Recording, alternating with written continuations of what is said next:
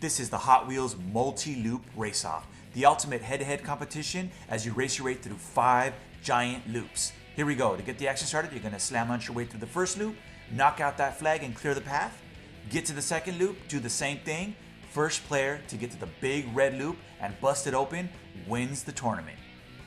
Here we go. In 3, 2, 1, go! Oh, look at that. Flag knocks down, second flag. Oh, there we go. Go, go, here goes. Second player gets in there. Oh, there it goes. First player takes the win. Let's do that ultimate slow-mo. First player goes in there. Oh, second player gets knocked out. That was awesome. And what's more, easy reset for the big loop, easy reset for the small loop. Simply pick up the flags there. 1, 2. 1, 2 on the other side as well. 1, 2. And you're ready to play again. But this also has an awesome single player mode where you're able to race through all 5 loops for that ultimate finish.